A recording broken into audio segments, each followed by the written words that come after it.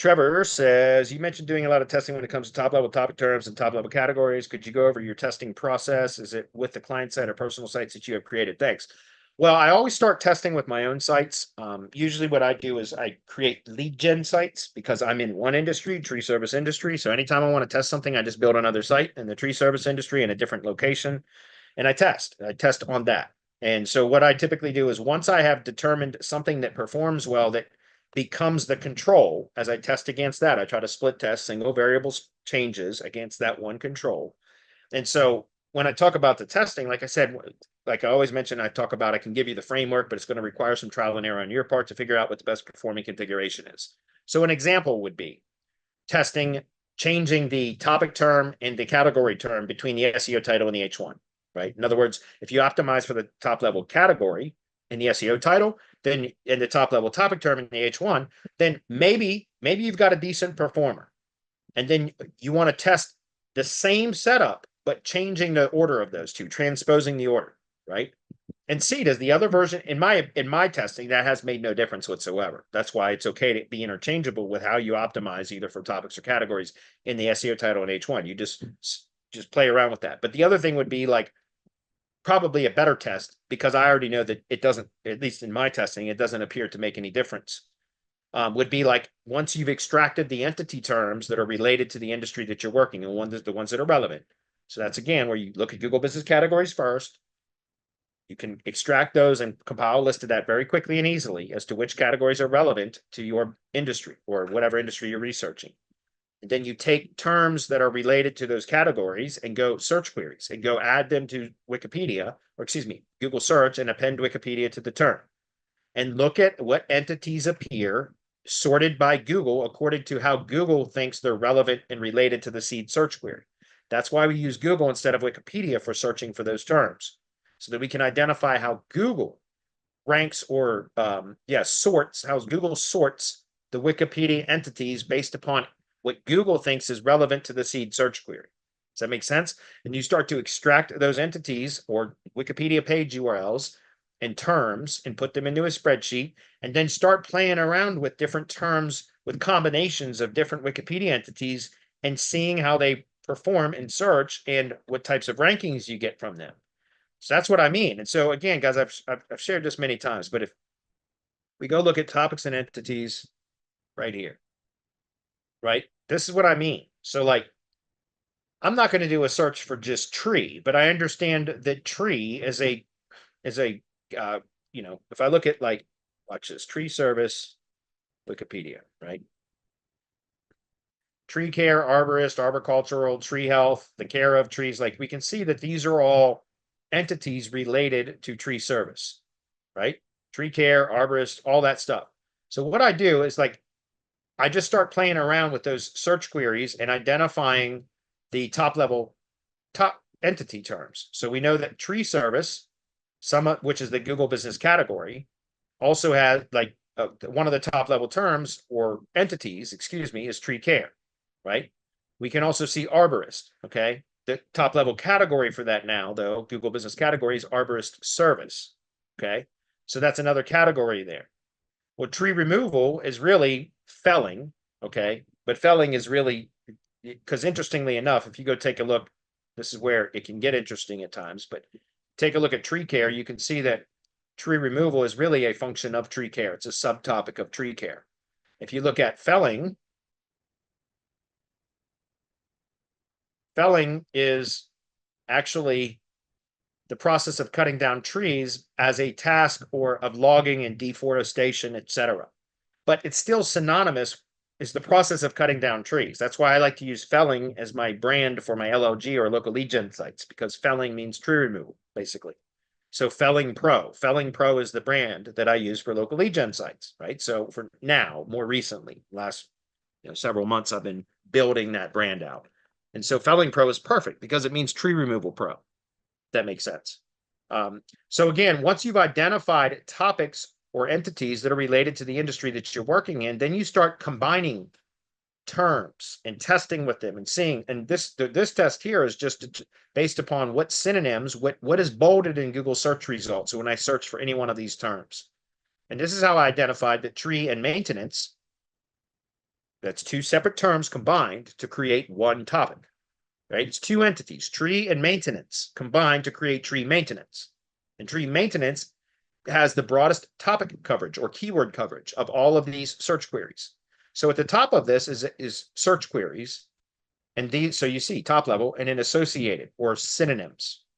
And so tree service has actually less coverage than some of these other search queries, even though that's the top level category. But tree maintenance has the most topic or keyword coverage, I should say.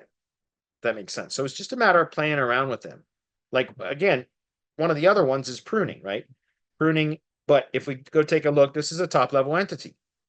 But pruning is the practice involving the selective removal of certain parts of a plant, not just trees. So tree pruning is more specific, which again is the entity for tree and pruning combined to create tree pruning. Does that make sense?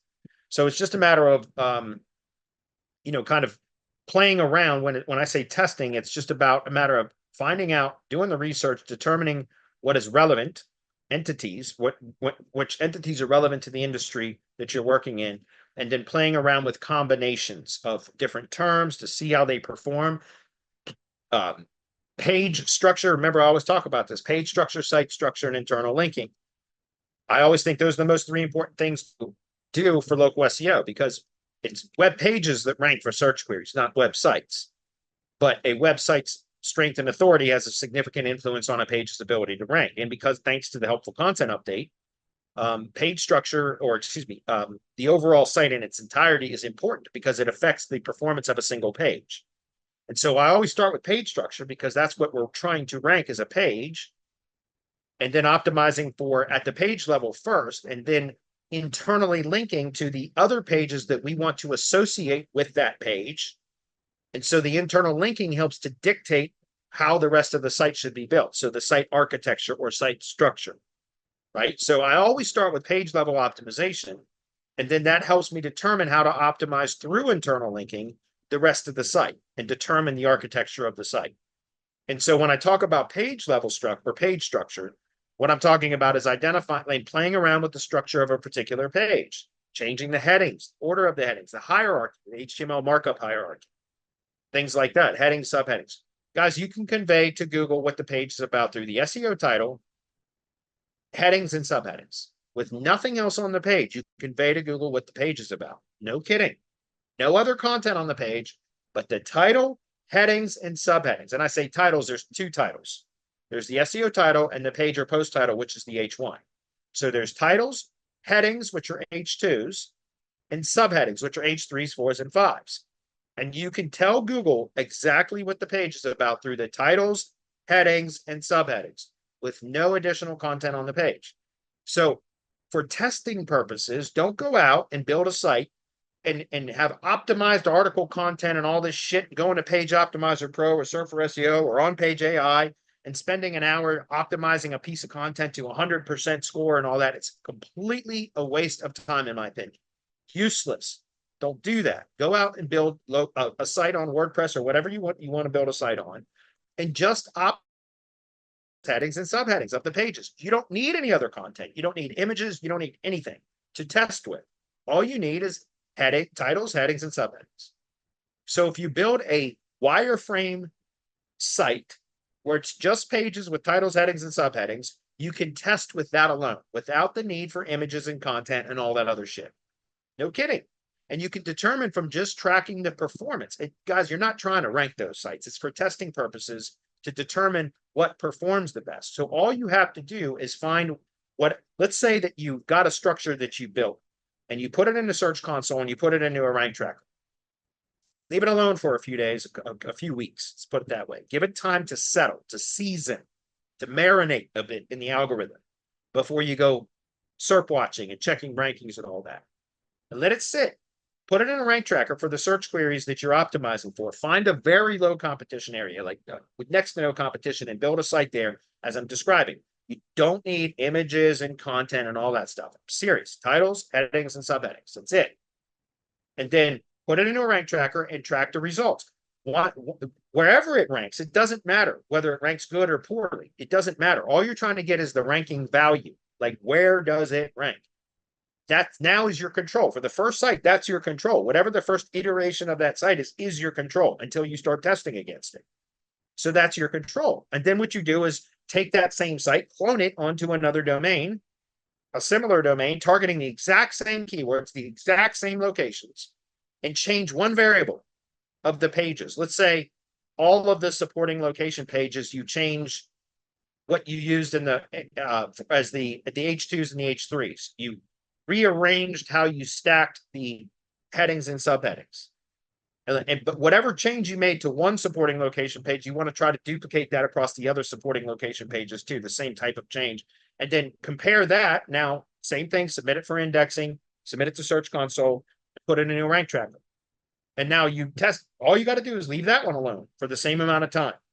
And then go look at it. How is this one ranking compared to how this one ranked? Did this one improve?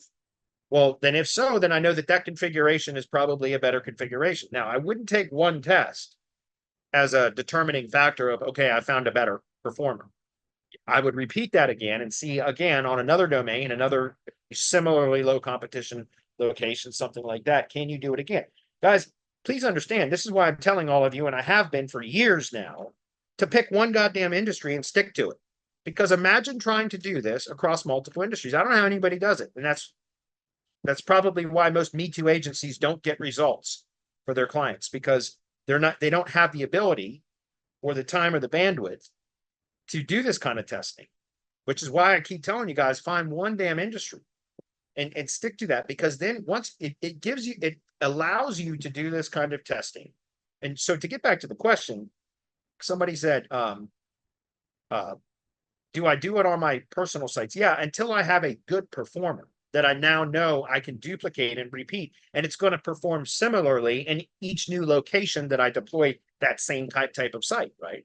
That's the control. And once I have a control that is a good performer developed, or, again, because it's through a trial and error process, once I've got a good performer that consistently performs with that same site structure, the same heading hierarchy on the pages at the page level, the same internal linking structure, all of that.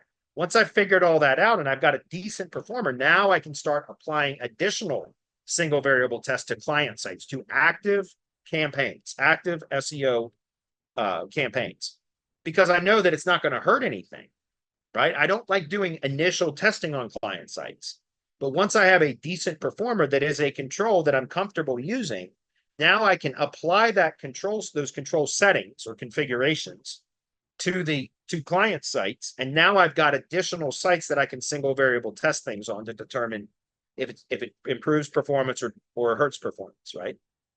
So again, it's great, because once you're in a single industry, now you've got a bunch of clients in that industry that once you have a fairly good performer as the control, you can start to apply that to your client sites and then use client sites also in your testing process.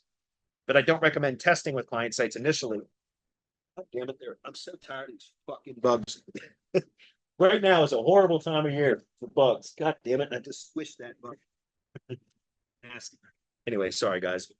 I've been swatting stink bugs and gnats for like 2 weeks now, and it's driving me crazy, but it's that time of year. So, all right, next one. Hopefully that clarifies that question. It's a great question, by the way, because again, guys, I don't recommend ever testing on client sites.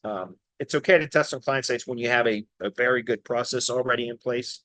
And you know that, if you're doing single variable tests, it's not going to create significant drops or gains usually. So it's okay to do some of those tests on client sites once you have identified a top performing setup, right? Hopefully that's clear.